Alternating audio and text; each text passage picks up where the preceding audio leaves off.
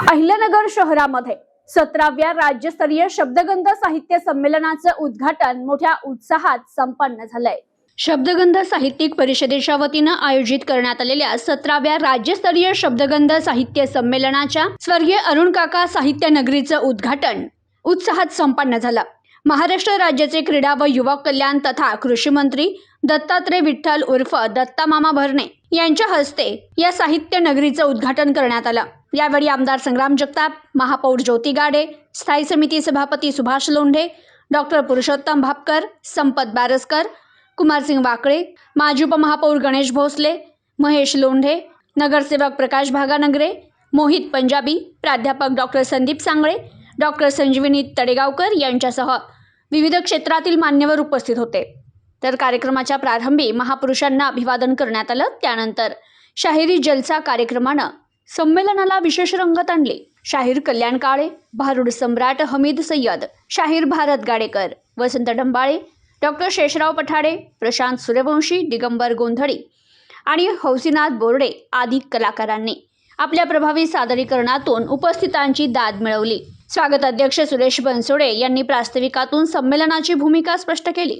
यावेळी मार्गदर्शन करताना मंत्री दत्ता मामा भरणे म्हणाले की राज्यस्तरीय शब्दगंध साहित्य संमेलनामुळे नव्या पिढीत वाचनाची आवड निर्माण होणार आहे।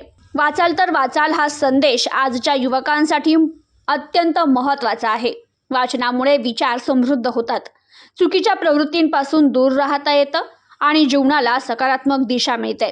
ते पुढे म्हणाले, जीवनात घडण्यासाठी प्रत्येकाला कष्ट आणि चिकाटी आवश्यक असते, कोणाकडेही जादूची कांडी नसते। मी कृषी मंत्री झालो असलो तरी शेवटी शेतकऱ्याचाच मुलगा आहे। साहित्य संमेलन ही केवळ गर्दी नसून विचारवंतांची मेजवानी असते। येथे विचारांची देवाणघेवाण होते आणि समाजात वैचारिक संस्कार घडतात, असं त्यांनी सांगितलं। तर या संमेलनात प्राध्यापक डॉक्टर गणी पटेल आणि अशोकराव गायकवाड यांना शब्दगंध जीवनगौरव पुरस्कार कृषी मंत्री दत्ता भरणे यांच्या हस्ते प्रदान करण्यात आला। या संमेलनादरम्यान विविध विषयांवरील परिसंवाद, काव्य संमेलन, गझल मैफिल, चर्चासत्र तसेच पुस्तक प्रकाशनाचे कार्यक्रम आयोजित करण्यात आले। आधुनिक साहित्यातील स्त्री जीवनाचे चित्रण, बदलते ग्रामीण जीवन आणि ग्राम संस्कृती तसेच आसामी घडलो यांसारख्या विषयांवर मान्यवर साहित्यिक, सामाजिक कार्यकर्ते आणि अभ्यासक हे मार्गदर्शक आहेत। तर या संमेलनाचा लाभ घेण्याचं आवाहन स्वागत अध्यक्ष सुरेश बनसोडे, शब्दगंधाचे संस्थापक सुनील गोसावी, अध्यक्ष राजेंद्र उदागे आणि संयोजन समितीच्या सदस्यांनी केलं। हे केवळ एक शब्दाचे संकलन नसते, तर एक समाजाला भावना, संस्कृती, विचार आणि या विचारांना घडवण्याचं एक परिवर्तन घडवण्याचं एक प्रभावी माध्यम हे एक साहित्य संमेलन असतं। आणि आज आपण शब्द हेच माणसाला घडवण्याचं काम या ठिकाणी करत असतात आणि एका चांगल्या कवितेमुळे आपलं एक मन हे संवेदनशील बनण्याचं काम होत असतं आणि या साहित्य संमेलनातून एक नवीन विचार घडण्याचं काम या ठिकाणी होत असतं। आज पाहिलं तर आपलं हे डिजिटल युग आहे, आणि जेणेकरून आपल्याला वाचण्याची आवड ही कमी होत चालली, सवय ही कमी होत चालली आहे। परंतु अनेकदा आपण असे साहित्य संमेलन घेत असतो जेणेकरून आपली ही वाचण्याची पिढी आपलं जोपासण्याचं काम या ठिकाणी करतो आणि या संमेलनामुळे नवीन पिढींना साहित्याची आवड निर्माण व्हावी म्हणून आपण नेहमी या ठिकाणी प्रयत्नशील असतो आणि अनेक लेखकांना नवीन व्यासपीठ मिळण्याचं काम या साहित्य संमेलनातून होत असतं। मराठी भाषा ही साहित्याची एक परंपरा, अतिशय समृद्ध परंपरा असते।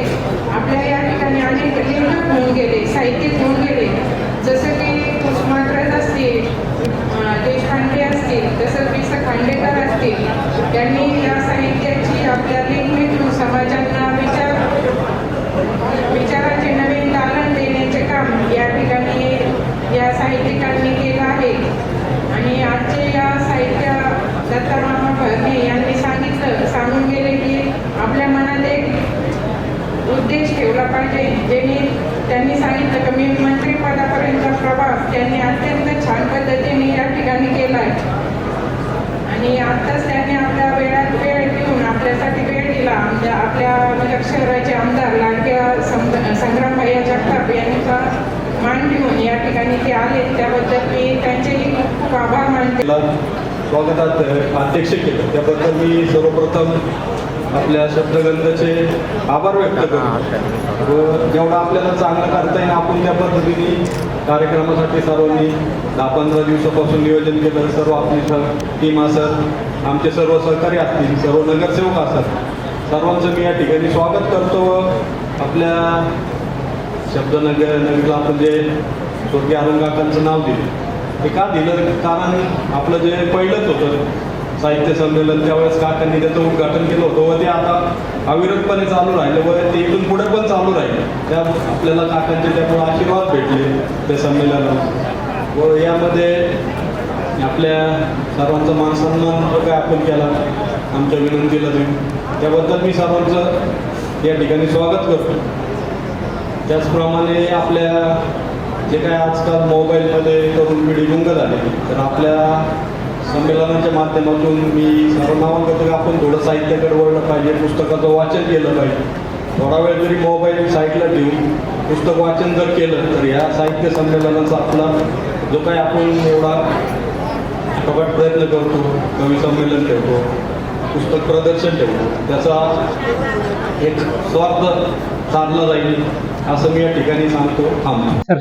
शब्दगंध साहित्य संमेलनासाठी इथले अध्यक्ष आणि या भागाचे आमदार आणि आमचे मित्र संग्रामभैया जगताप यांनी आम्हाला इथं बोलवलंय. निश्चित प्रकारे आपल्याला माहिती आहे की आता शब्दगंध साहित्य परिषद 17वं त्यांचं हे राज्यस्तरीय शब्दगंध साहित्य संमेलन आहे.